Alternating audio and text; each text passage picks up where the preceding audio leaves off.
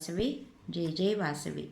ॐ कुसुमपुत्री च विद्महे कन्याकुमारी धीमहि तन्नो वासवी प्रचोदयात्। శ్రీ వాసవి అమృత కలశం.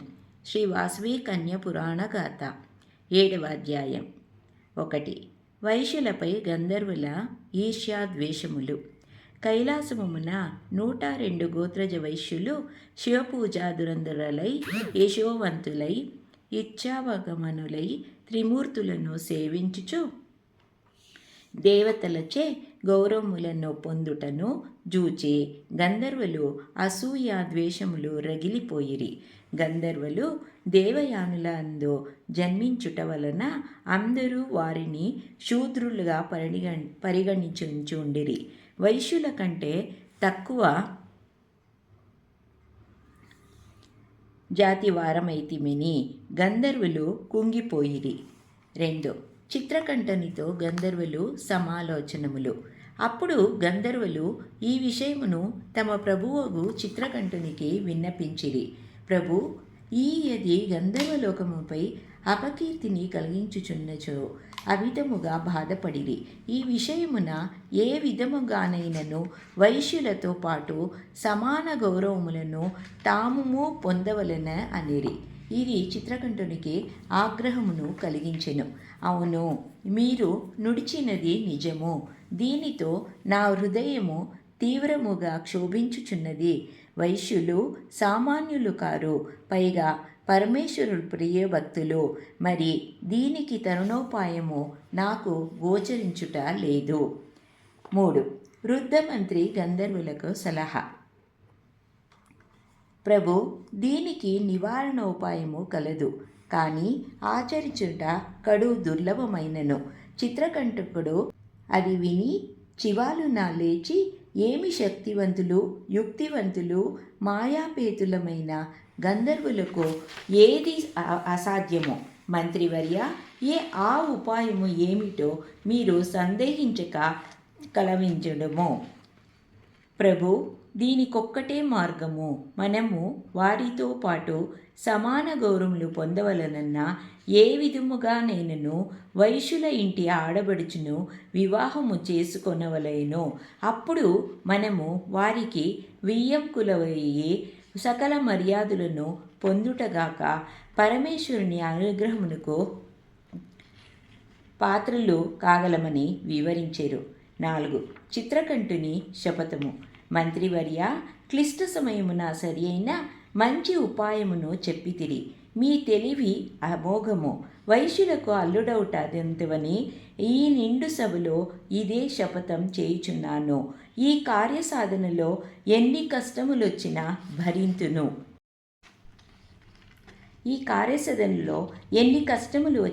భరింతును. యుగములు మారినను జగములు మారినను నాకు పూనికను విడవను, నా ఓనికను విడనను. మనకు నిరంతరము సేవలను అందించు మహేంద్రుని కృప అండజను మనకున్నది. ఇదే నేను మహేంద్రుని దర్శించిన వారి సహాయ సంపత్తిచే చతురోపాయములు ప్రయోగించి వైశ్యుల కన్యను వివాహమాడి గంధర్వ వంశమునకు కీర్తి ప్రతిష్టలు కలిగించెదను. ఇదియే నా జీవిత లక్ష్యము అని మహేంద్రుని దర్శింపబోయెను. 5. చిత్రకంఠుడు ప్రతాపవతిని మోహించుట. కైలాసమునందు పరమేశ్వరునికి ఏకాంత సేవలు అందించడి వైరాజ అని సిద్ధవైశ్యుడు కలడు. ఈశ్వర అనుగ్రహమున అతడు ఒక కుమార్తెను పొందెను. ఆమె పేరు ప్రతాపవతి. ఆమె మెరుపు దీవెన మించిన ప్రకాశవతి, రతిదేవిని మించిన సౌందర్య రాశి. ఆమె ఒకనాడు దివ్యస్నానము గావించి పైభాగమున తన నిడుదైన నీలి కురులను ఆరబెట్టుకొనుచుండెను. అప్పుడు ఆకాశగమనము చేయి చిత్రకంఠ గంధర్వుడు ప్రతాపవతిని చూసి మోహితుడైనను. ఆమెపై మరులగాని ఆమెను వివాహమాడదలచి ఎదుట నిల్చెను. అట్లు అకస్మాత్తుగా తన ముందు నిలిచిన గంధర్వుని గాంచి ప్రతాపవతి భయకంపితురాలై అంతఃపురములోనికి పరుగుదేసెను. అంత చింతకంఠునికి దిక్కుతోచక వెంటనే ఆమె తండ్రియగు వైరుచును తనకు ప్రతాపవతినిచ్చి వివాహమును జరిపించమని కోరెను.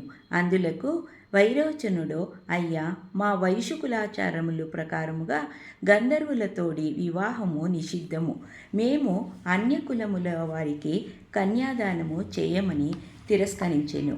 చిత్రకంఠుడు అయినా ఎన్నో విధముల ప్రార్థించునను వైరోచనుడు అంగీకరించడాయను. అప్పుడు చిత్రకంఠుడు కోపముత రోషావేశమున, అట్లయినా నీ కుమార్తె వివాహము ఎట్లగునో చూచెదను. నీ పుత్రికను నాకుగాక అన్యులకు సంగినబో వాడు పంచముడోగాక అని శపించి వెడలిపోయెను.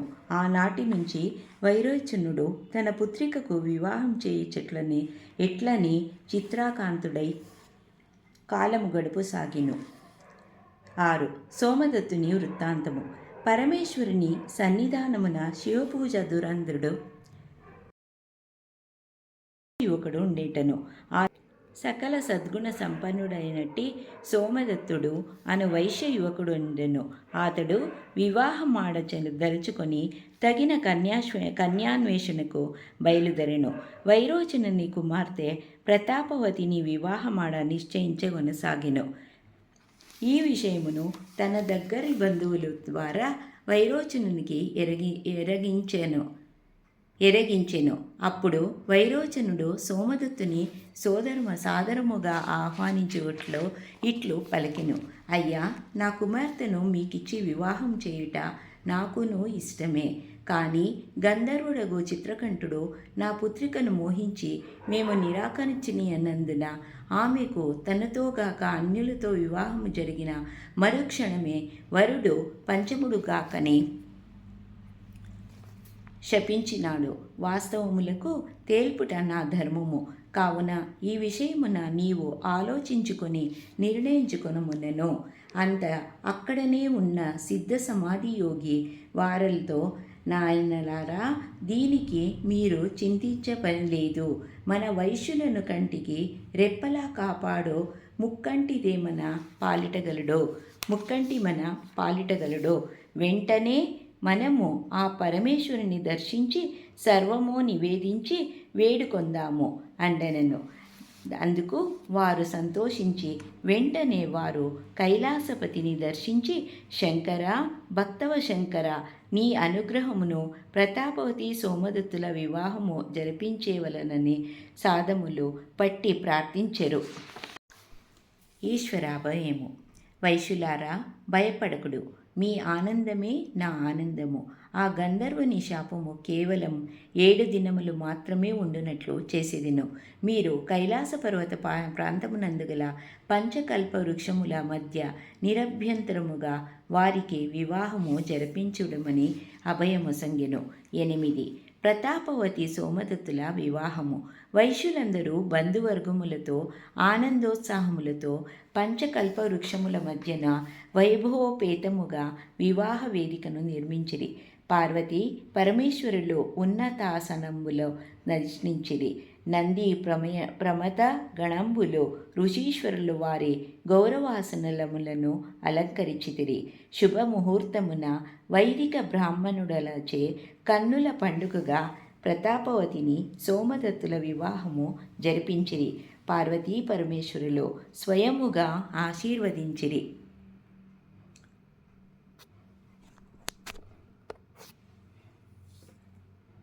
అందరూ వారిని దీవించిరి. అంత పరమేశ్వరుడట, ఓ ఆర్యవైశ్యులారా వినుడు. ఇక ముందు ఆర్యవైశ్యుల ఇండ్ల వివాహములను 5 స్తంభములుగా గల కళ్యాణ మంటపునందు మాత్రమే జరిపించవలను. ఇది సర్వారిష్టములను వివాహాది దోషములను తొలగించి 5వ తనమునిచ్చే సర్వ సుభోగ భాగ్యములను ఇచ్చి నూతన దంపతులను ప్రసాదించును. మీకిదే శివాజ్ఞ. దీనిని అనుసరించి సుఖములు పొందుదురు గాక అని ఆశీర్వదించి ఈశ్వరుడు పార్వతీ సమేతుడై కైలాసమున కరగెను. ఓం తస్సత్. 7వ అధ్యాయము ముగిసినది.